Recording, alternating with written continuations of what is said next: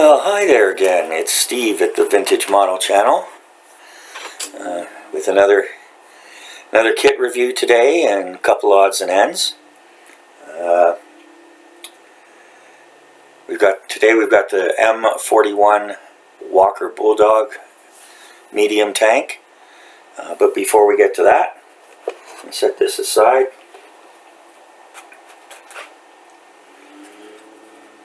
I did a review on the Academy 172. I think it's 172. Yeah, 172 Mirage IIIC. And as you can see, construction's underway here. Pretty simple kit, nothing complicated really.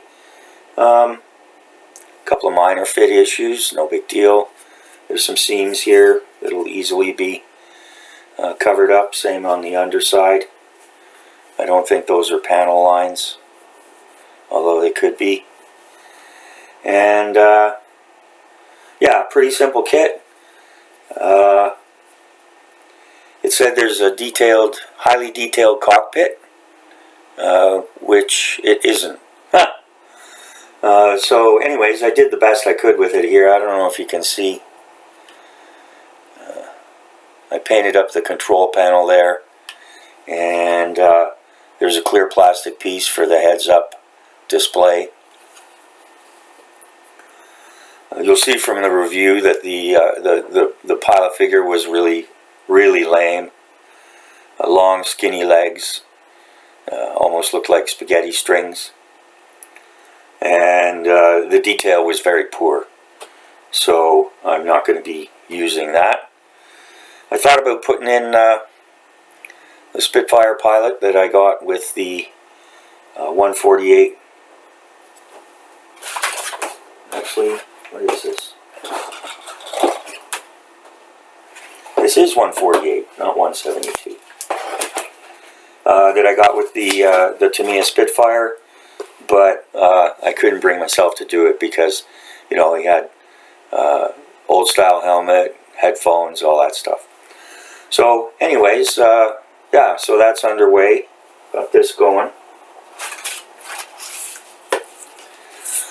These instructions are really rudimentary. And although they're clear, the biggest thing is the part numbers are in these teeny tiny little circles, you know, which I can deal with, but, you know, it's not like there's no space on the page, guys. So if you're listening over there in Korea, maybe try and do better. I don't even know if this kit's even in production anymore. But anyways, for what it is, like I said yesterday, cost me 15 bucks. So you know, I'm not gonna whinge about it. Not like I'm Prince Harry. I'll have to whine about everything. Also, except for the paint scheme on the side of the box, there's no painting instructions whatsoever. So I kind of have to guess. They don't tell you what paints to use, so I'll just have to use a silver. And I was thinking about using my airbrush for the first time on this, but I think I'm just going to use regular Tamiya spray paint. And the main reason is that it's painted silver, and the only silver I have right now is Vallejo, and you can't thin Vallejo paints or clean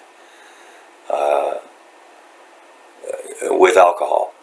It all clumps up and globs up, and yeah, not very nice. So anyways, so yeah, so we've got the main fuselage done, and it comes with a couple of Sparrow missiles. They don't require assembly. I've assembled the drop tanks, and then this is a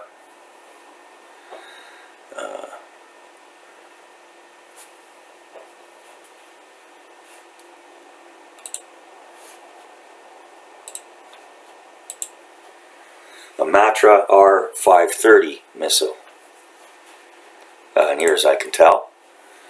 And it was a air missile, and that'll sit right under in the middle. So no, nothing complicated there. It would be a great starter kit. Christmas is coming, and as you can see, one of the coolest looking kits ever. I detailed the I don't know if you can see the red tip, and for the air intakes, silver on the inside.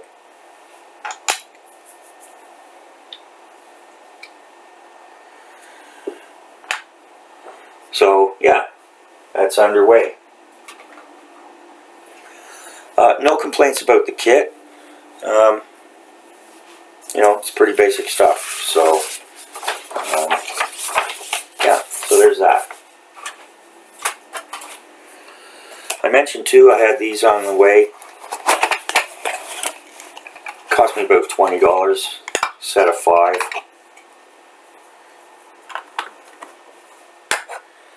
There you go. So, haven't tried it yet. It may not fit with this one. Well, there you go. But you have to put the wheels, put it in the wheel wells. Yeah, I'm not sure. I haven't decided yet whether I'm going to do wheels up or wheels down on this. Since there's no pilot, probably wheels down, but we'll see. And just have this all taped up from the gluing.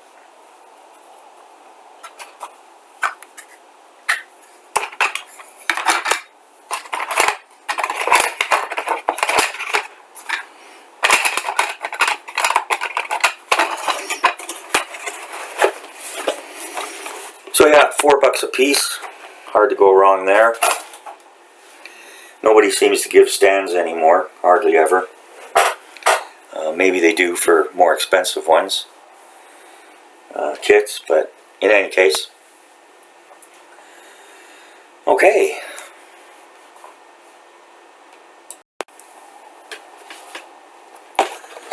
So, on to the Tamiya M41 Walker Bulldog. It's a US tank.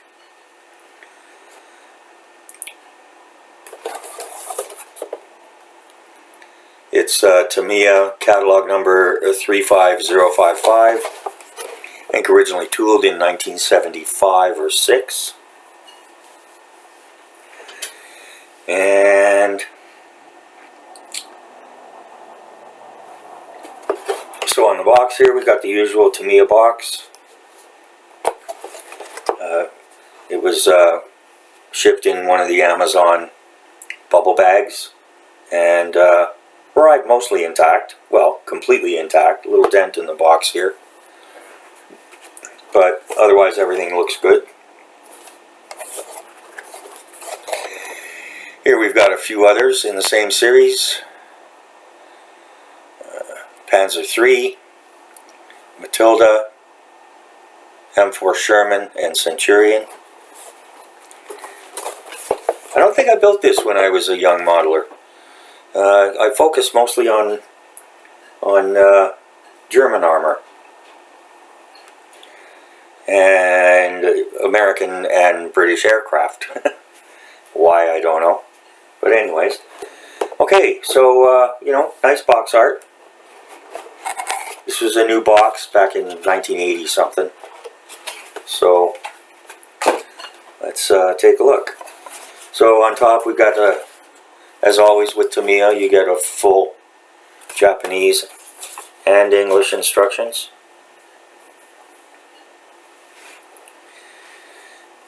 So let's see what we've got here.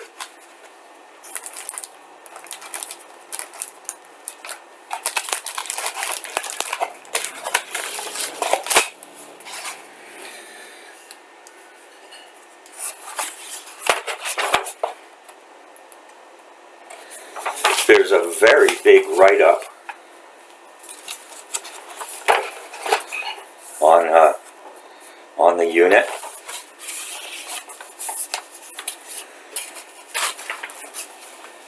I'm not going to read all of that. Basically, in 1946, the U.S. Military was looking for a replacement for the Chaffee tank for reconnaissance.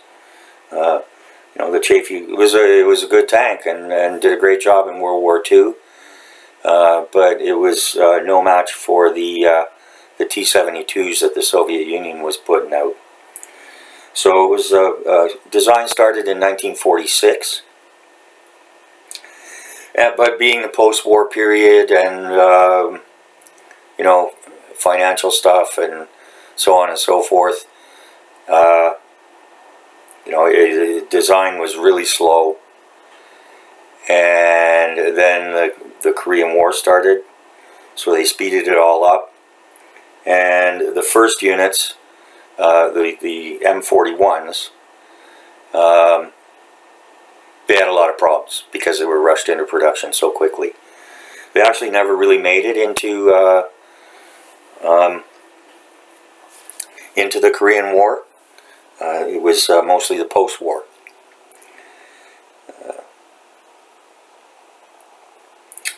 Americans didn't like it very much. They found the crew compartment to be cramped, and there were quite a few other problems.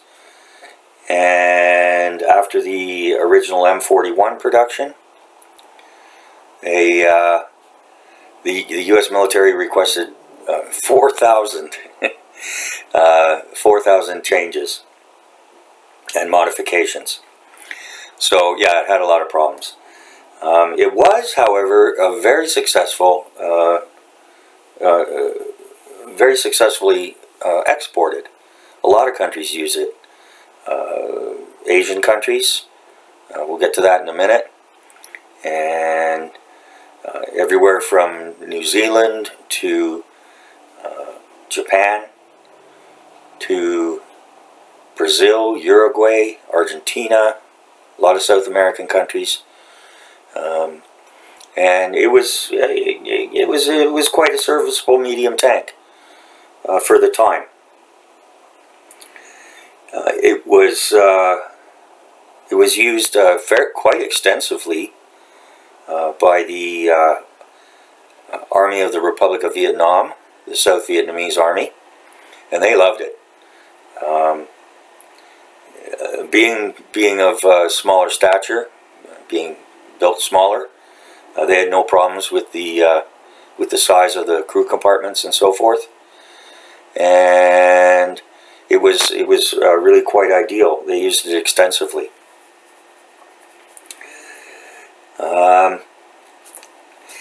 Although initially it was expected that it would be used for airborne forces deployment, by the time all was said and done, it was too heavy, and I think they went with the Sheridan tank for airdrops and so forth. So, anyways, let's get into it here and take a look.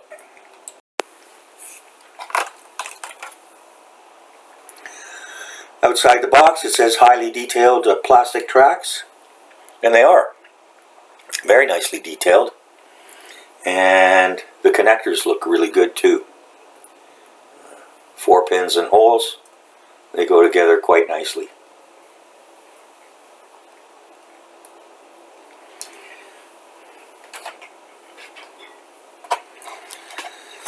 Alright, so we've got the top of the body here, nicely detailed.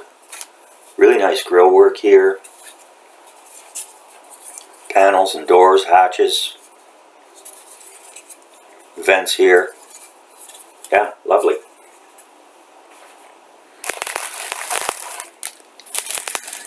The chassis, not sure if I mentioned, yeah, this was it was actually built by Cadillac. And the original specifications were for it to also be a platform for not only reconnaissance tank with a 76mm gun, but also anti-aircraft and, armored personnel carrier. This unit's old enough. They did put space in there for a small electric motor and batteries. So if you wanted to do that, you could do that.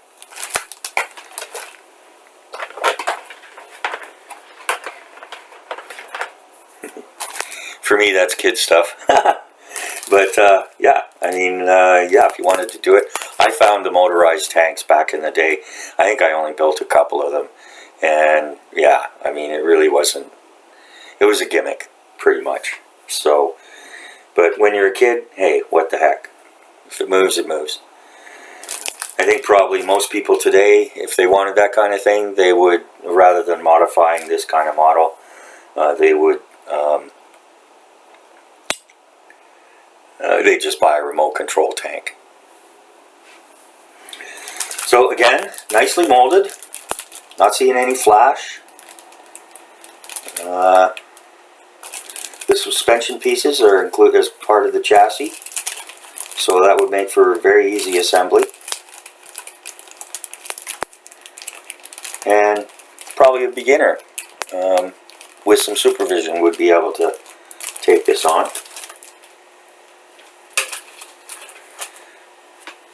Kit comes with 3 figures. There's a bit of blistering here, but everything looks intact. Nothing's bent or broken. Again, no flash. I mean, Tamiya is great with their figures. No flash. And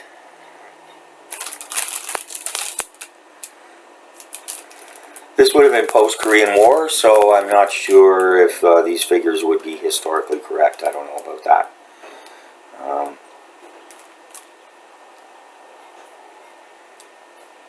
It doesn't really say which version of the tank this is, but I think it's the 1A version, the A1A version, which came out in 1953. And yeah, got a couple of bayonets there and carbine, all nicely molded.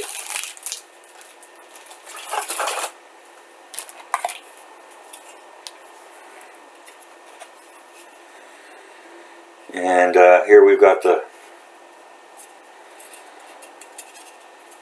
top of the tank. Again, very nicely molded, nice details.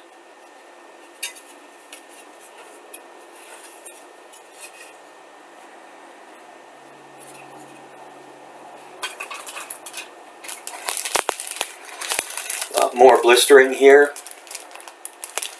but again, no, there's one part that looks, it's bent a little bit, but it's otherwise undamaged.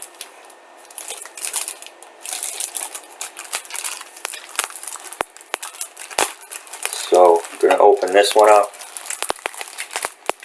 because it has the decals.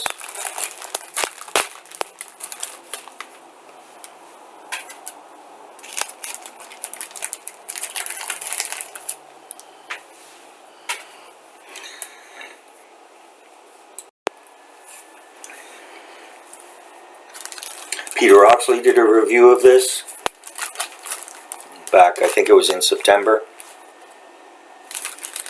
And he does great reviews, so check out his channel. And here it looks like we've got for US, Japan, and Korea. The tiger is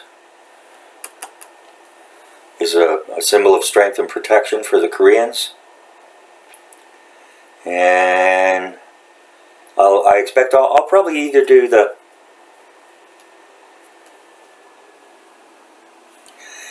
I don't know, because of the figures, we'll see. I mean, the figures are definitely American. So, I don't know, maybe I can get away with the Commander and leave the other two for something else. Typical Tamiya decals. And, you know, I don't know. We'll see. I'll decide when I build. But I'm really leaning towards for the Korean. After the Korean War, they shipped a whole bunch of them over. There were altogether between 1951 and 1953. There were about 4,500 of them were made. And although they didn't see action in the Korean War, a lot of them were, so there were quite a few shipped over there. And they were used by the Koreans, mostly for base support for the Korean Air Force.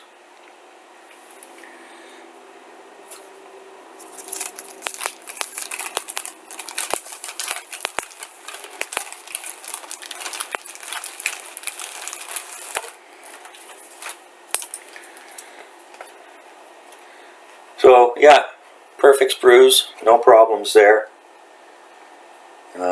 Pretty straightforward stuff.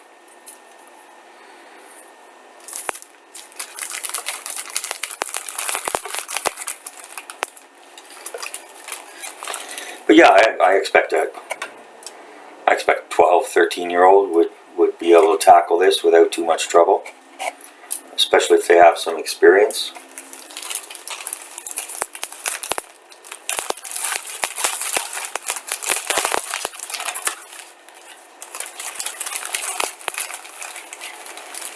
I don't know, it's a shame. Young people today don't seem to have the patience or the focus or even the interest in building model kits. And it's a shame. Because you really can get hours and hours of enjoyment out of it.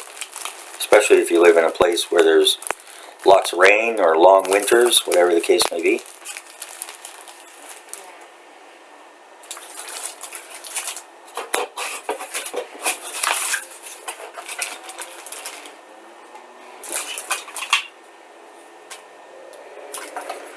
Okay, so for the packaging, yeah, I'm gonna have to take a half a point off for the blistering and the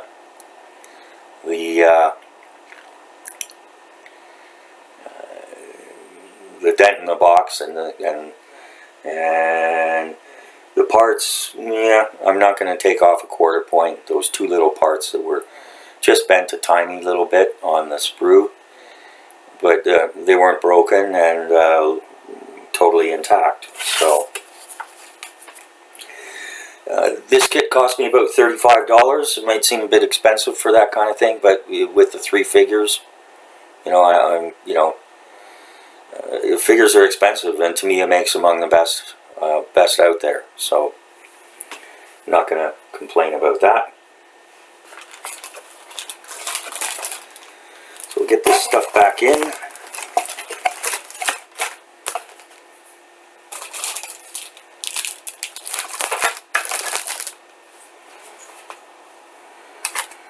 Yeah, I expect this will be fun.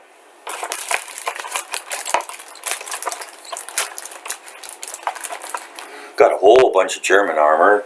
I figured the reason I got this was I figured, well, it was a pretty reasonable price, especially considering the figures.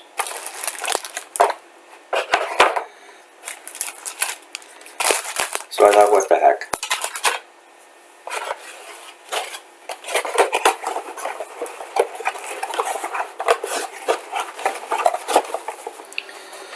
Alright, so we'll, as I said, a very extensive write-up here. And they not only mention, you know, obviously they've got the Walker Bulldog up here, but they've got the M41 Chaffee, the T34, M26. Yeah, so, and a very extensive write-up, which is always very nice.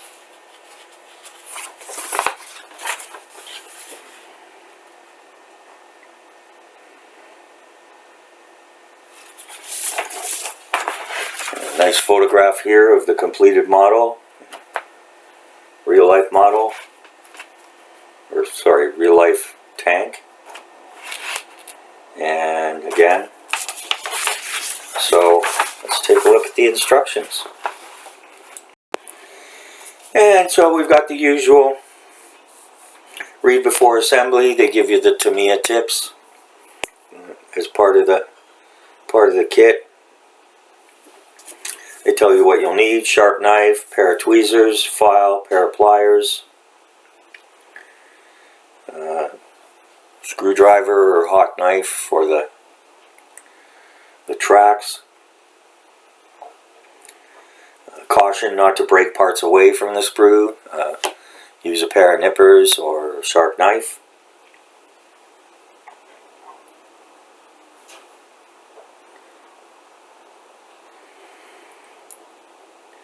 And it says here, overall painting may be done after the whole construction steps.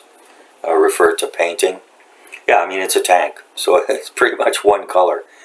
And if you're a younger person who doesn't really care about that, it's green, so you could just build it and play with it.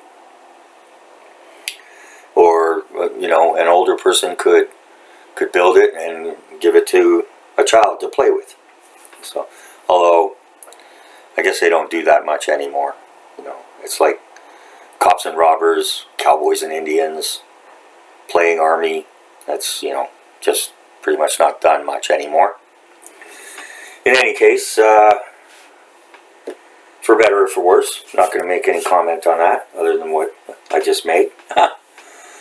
And so, yeah, so very straightforward instructions.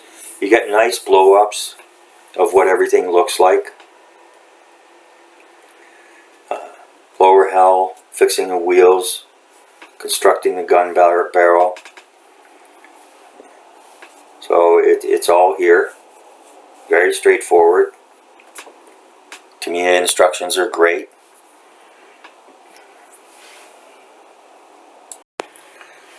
They're always great. The only exception was with the 148 Spitfire Mark I. Champion Scale Modeling called it possibly the best kit ever. I'm afraid I can't agree there. And Peter Oxley's with me on that. He reviewed and built the kit. There's a few things in the instructions don't make sense. It's I had some fit issues with the fuselage, which is very unusual for Tamiya. And I'm pretty sure it wasn't just me. And boy, I had a terrible time with the cockpit. Oh, but it was fairly complicated cockpit with photo etch. I hadn't worked with the photo etch before. Looking back on it, I probably would have built the P51 Mustang or the Corsair that I have from Tamiya. Those cockpits are much more simple. Excuse me. So, don't get me wrong, love you Tamiya, but they did, in mine and Peter's opinion, they did drop the ball a little bit on that. I'm fully ready to admit, you know, when I mess up or if I'm not understanding something, because sometimes I don't understand things. But I was glad when Peter brought up kind of the same things that I had. So, because he's way smarter than I am and way more experienced. Oh, if you get a chance, check out his channel and his models. His models are, yeah, they're just absolutely beautiful. Great stuff. Hey, Peter. And he's a nice guy. And I wish people would send me kits like they send him kits. Unsolicited, unrequested, ICM started sending him kits. So there's a steady stream of things. And he's not, what do you call it? he's not a snob. He's not a snob about things. As I said, he did a review on this kit. He reviewed. He's reviewed Academy kits, and so you know he doesn't stick up his nose at anything. And the other thing I love about him and this is because I agree with his philosophy, is, you know, don't worry so much about what other people are going to say or think. If you build your kit and you're happy with it, that's the most important thing. And the other thing too is, he noted, and in my brief time since I've picked up the hobby again, is we're much we're more critical on ourselves than others tend to be. And so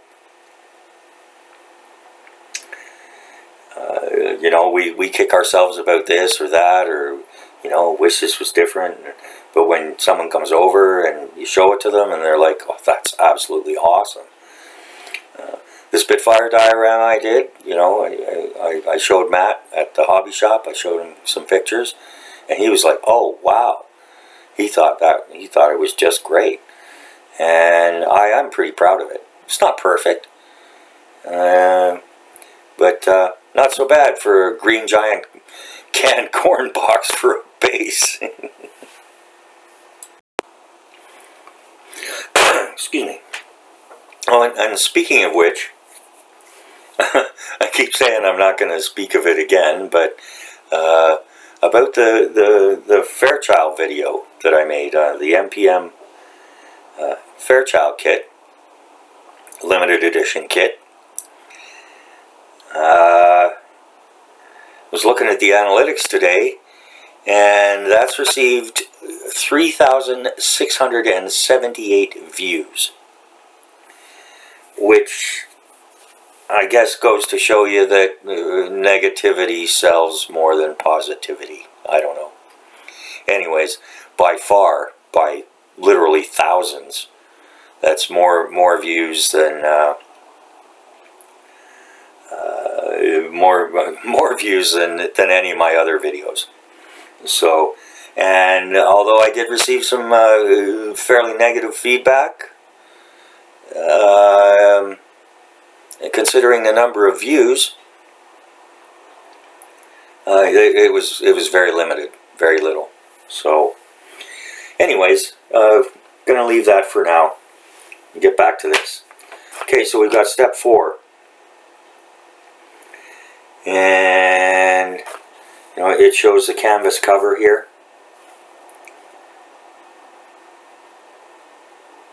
I guess you've got 2 different ways you can construct the turret.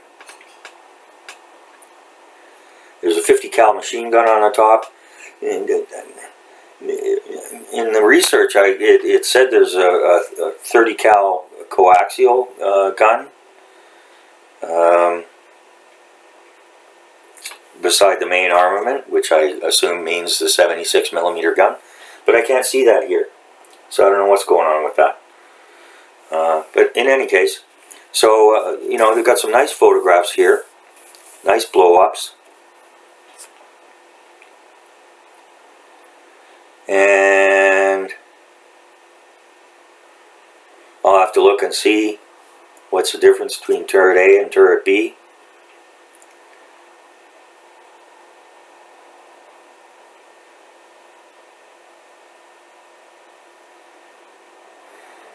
Oh, turret B, everything's fixed. Turret A, stuff moves.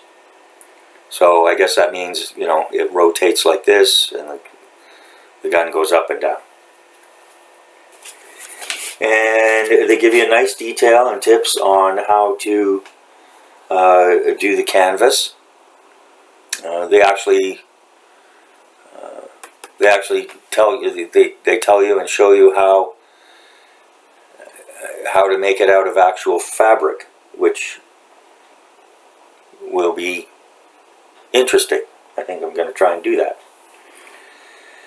So anyways, so yeah, as always with Tamiya, simple, straightforward, Simple steps.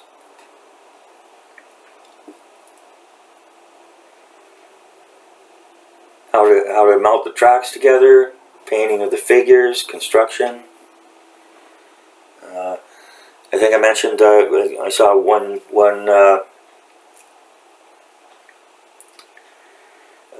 comment about it was that the figures weren't they were World War II figures as opposed to 1950s figures. So, but I'm not that much of a rivet counter. But as I said, I'm thinking I'm gonna, unless I can figure out a way to make the commander look Korean, which I might try to do.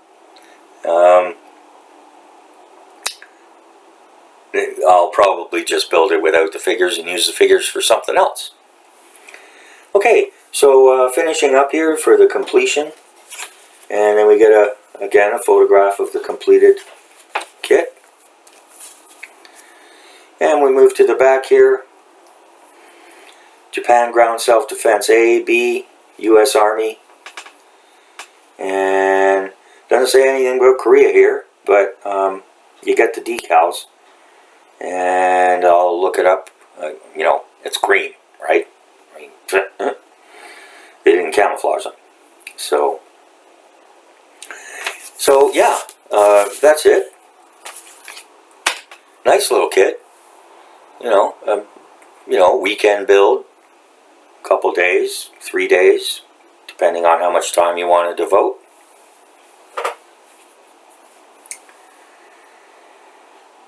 And so now we get to the rating. Rating.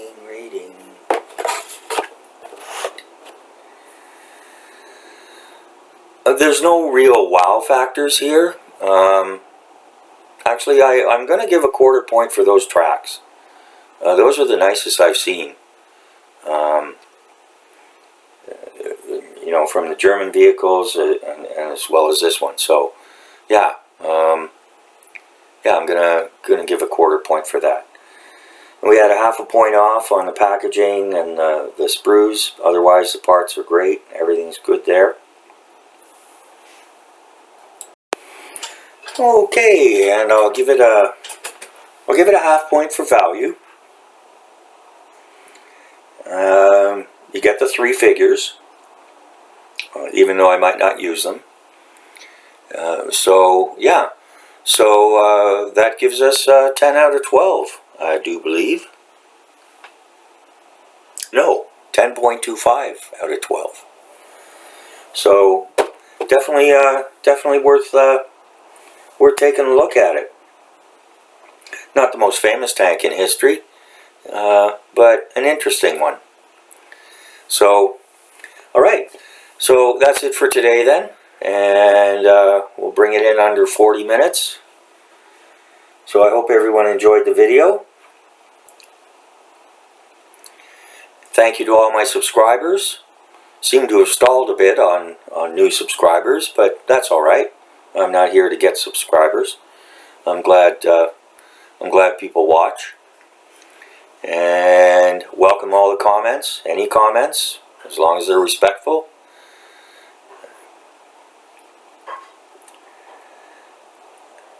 Constructive criticism, ideas, anything like that, always very receptive.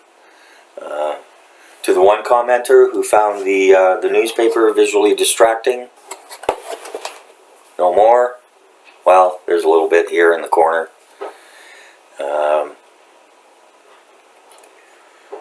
And so, yeah, I do listen to the comments, and I will make adjustments as necessary. And because all I want is for people to enjoy what I'm doing. So thanks again for watching, and I appreciate everybody. Subscribers, if you're new to the channel, like, subscribe, leave a comment, bang the notifications. Again, I'm going to be doing a live stream soon with live chat. I'm going to show off the entire stash for 2023. got a couple things coming. Hopefully they'll arrive in time for Christmas. And one actually kind of special kit. So thanks again, and everybody have a great evening.